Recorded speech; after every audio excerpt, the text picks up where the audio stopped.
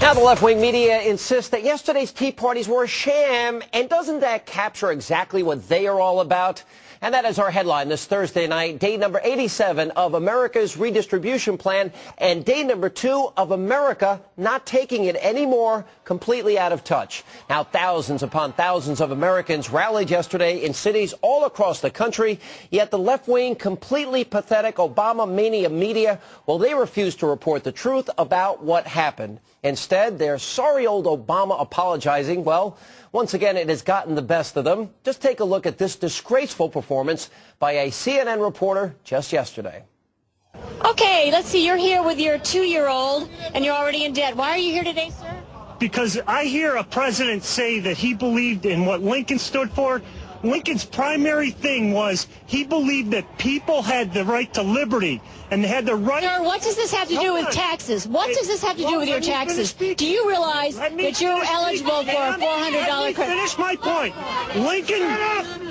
Lincoln believed that people had the right to share in the fruits of their own labor and that government should not take it. And we have clearly gotten to that point. Wait, okay, well, Kira, we'll move on over here. I think you get the general tenor of this. It's anti-government, anti-CNN, since this is highly promoted by the right-wing conservative network, Fox. And since I can't really hear much more, and I think this is not really family viewing, toss it back to you, Kira. All right, now, has anyone even heard of that woman before? And who cares what she thinks? Now, there were probably more people at the rally than there were people even watching CNN.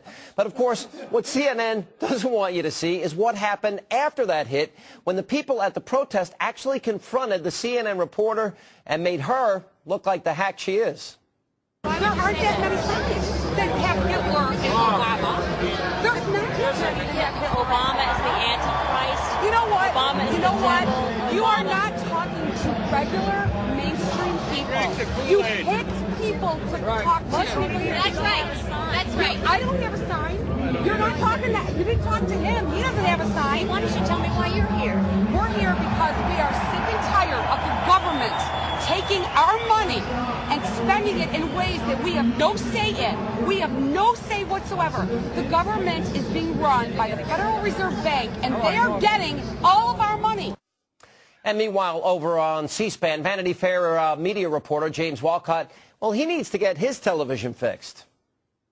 What I saw on television, the biggest rallies had maybe 5,000 to 7,000. The rallies in smaller cities were drawing maybe 2,000. That is not going to be the basis of a movement. That's not going to be a burgeoning movement. And the other thing that I think is really odd is that when I saw interviews yesterday, they were talking to people. They were saying, there's a lot of rage in the country. There's a lot of anger. But when they actually talked to people, they were mostly just miffed. All right, now really, you didn't see that many people? Well, let me ask you, did you see this? USA! USA! USA! USA!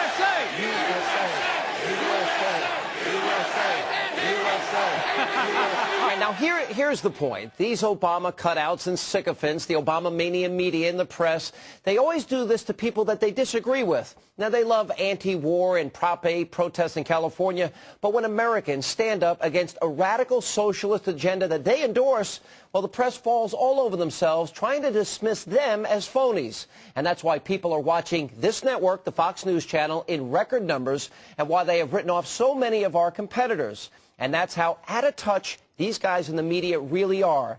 And in one sense, well, that is what yesterday was all about. The forgotten man here in America. And joining us with more tonight is former Clinton advisor Dick Morris. Of course, you can get Dick's columns and videos for free by just logging on to dickmorris.com. And Dick, good to see you. Dick, I was in Atlanta. Good to be here. As you get to my voice a little hoarse yet still, but there were over 20,000 people that showed up last night, Dick. Well-behaved, wonderful people, young, old, middle-aged. I mean, it was inspiring to me. It energized me that so many people don't want or don't like this country moving in the right direction. How do you interpret all of these combined around the country? Well, I'm in Paris right now because I figured I'd go to the source of where left-wing socialism starts and examine it at its core. But the food and wine don't hurt either. Listen, the sentiments that were expressed by that CNN reporter are so at variance with what the data is showing. Every morning with my orange juice, I read Rasmussen reports with the latest polling. And Obama's favorability drops a point every week. It's now down to 55. It started the month at about 58. When he was inaugurated president, it was 66.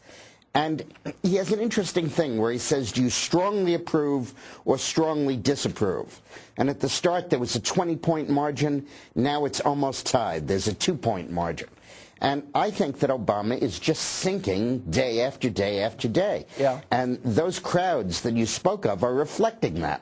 Yeah, Dick, 20,000 people plus that showed up in Atlanta, and granted it was probably the largest, it was by far the largest in the country, but putting that part of it aside, this is a grassroots movement. People are angry at the movement of this country to socialism. They're mad at the debt that we're putting on our children and grandchildren. They're mad at confiscatory taxation. They think that America literally is moving towards the socialism that you have right there in France where you are today. Do you think this has an impact? Because Obama says, oh, he didn't even know about it. He wasn't watching. Do you believe that? Oh, I think it has a huge impact. And I think it particularly impacts on moderate members of Congress who were elected as moderate Democrats but now have to vote as socialists. And I think they're watching this groundswell, and I think it's weakening their support.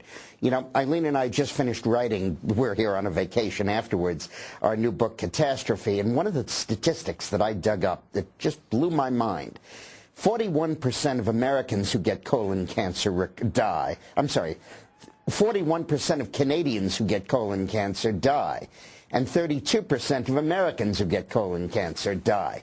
The difference is the Canadian health system won't approve the use of the most effective drug to treat colon cancer because they say it's too expensive.